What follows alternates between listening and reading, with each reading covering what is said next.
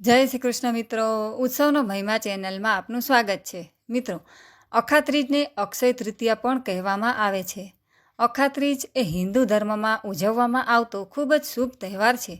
બધા હિન્દુઓ તેને ખૂબ જ ઉત્સાહથી ઉજવે છે. અખાત્રીજને દિવસે મુહૂર્ત જોયા વગર જ શુભ કાર્ય પણ કરી શકાય છે. અખાત્રીજ મનાવવા પાછળ ઘણી માન્યતાઓ રહેલી છે. બધી માન્યતાઓ આસ્થા સાથે જોડાયેલી છે.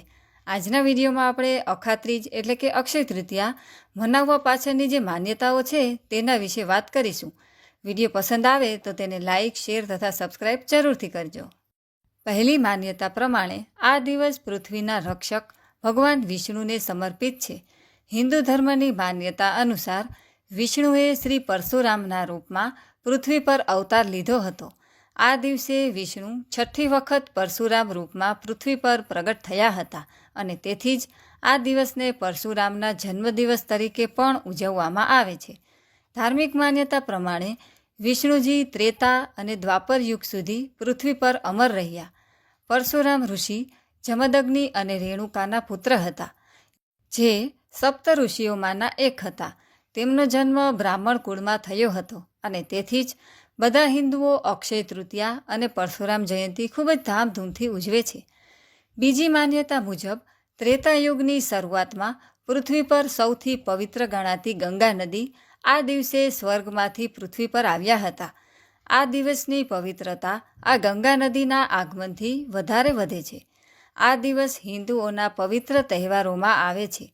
અખાત્રીજના દિવસે પવિત્ર ગંગા નદીમાં સ્નાન કરવાથી મનુષ્યના પાપોનો નાશ થાય છે. ત્રીજી માન્યતા પ્રમાણે અક્ષય તૃતીયાને દિવસે માતા અન્નપૂર્ણાનો જન્મદિવસ પણ મનાવવામાં આવે છે. આ દિવસે અન્નપૂર્ણાની પૂજા કરવામાં આવે છે અને ભંડાર ભરેલો રાખવા માટે માતા અન્નપૂર્ણા પાસેથી વરદાન માંગવામાં આવે છે. ચોથી માન્યતા પ્રમાણે દક્ષિણ પ્રાંતમાં આ દિવસની અલગ જ ઓળખ છે. તેમના મતે આ દિવસે કુબેરે શિવપુરમ નામના સ્થાન પર તેમની પૂજા કરી અને શિવને પ્રસન્ન કર્યા હતા. કુબેરની તપસ્યાથી પ્રસન્ન થઈ ને શિવજીએ કુબેરને વરદાન માંગવા કહ્યું હતું. કુબેરે પોતાની સંપત્તિ પાછી મેળવવા માટે લક્ષ્મીજી પાસે વરદાન માંગ્યું. એટલા માટે શંકરજીએ કુબેરને લક્ષ્મીજીની પૂજા કરવાની સલાહ આપી. તેથી જ ત્યારથી લઈ અને આજ સુધી અક્ષય તૃતીયા પર લક્ષ્મીજીની પૂજા કરવામાં આવે છે અને વિષ્ણુજી લક્ષ્મીજીના નાથ છે. તેથી લક્ષ્મીજીની પૂજા કરતા પહેલાં ભગવાન વિષ્ણુની પૂજા કરવામાં આવે છે.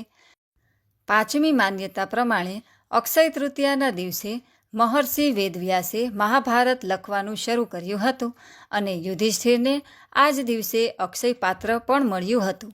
આ અક્ષય પાત્રમાં કોઈ દિવસ ખોરાક ખતમ થતો નથી અને તેથી જ આ પાત્રથી યુધિષ્ઠિર પોતાના રાજ્યમાં ગરીબ અને ભૂખ્યા માણસોને ભોજન આપી અને મદદ કરતા હતા અને તેથી જ આ દિવસે કરવામાં આવેલ દાનનું પુણ્ય અક્ષય પણ માનવામાં આવે છે અને તેથી જ આ દિવસે પ્રાપ્ત થયેલ પુણ્ય ક્યારેય સમાપ્ત થતું નથી.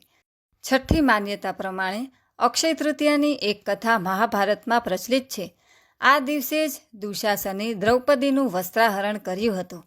દ્રૌપદીને આ ક્રોધાવેશથી બચાવવા માટે શ્રી કૃષ્ણએ ક્યારેય ન સમાપ્ત થતી સાડીનું દાન કર્યું હતું. સાતમી માન્યતા પ્રમાણે અક્ષય તૃતીયાની પાછળ હિન્દુઓની બીજી એક માન્યતા છે. જ્યારે શ્રી કૃષ્ણ પૃથ્વી પર જન્મ્યા હતા ત્યારે અક્ષય તૃતીયાના દિવસે તેમના ગરીબ મિત્ર સુદામા કૃષ્ણને મળવા આવ્યા હતા. સુદામા પાસે કૃષ્ણને આપવા માટે માત્ર 4 ચોખા જ હતા. સુદામાએ તે જ કૃષ્ણના ચરણોમાં આપ્યા હતા. પરંતુ સર્વજ્ઞ ભગવાન કે જેઓ તેમના મિત્ર છે અને દરેકના હૃદયની વાત જાણે છે, તેમણે બધું સમજી અને સુદામાની ગરીબી દૂર કરી અને તેમની ઝૂંપડીને મહેલમાં બદલી નાખી અને તમામ સુવિધાઓથી ભરપૂર બનાવ્યા અને તેથી જ ત્યારથી અક્ષય તૃતીયા પર કરવામાં આવતા દાનનું મહત્ત્વ વધી ગયું છે. આઠમી માન્યતા પ્રમાણે અક્ષય તૃતીયાનો દિવસ ભારતના ઓડિશામાં ખેડૂતો માટે શુભ માનવામાં આવે છે.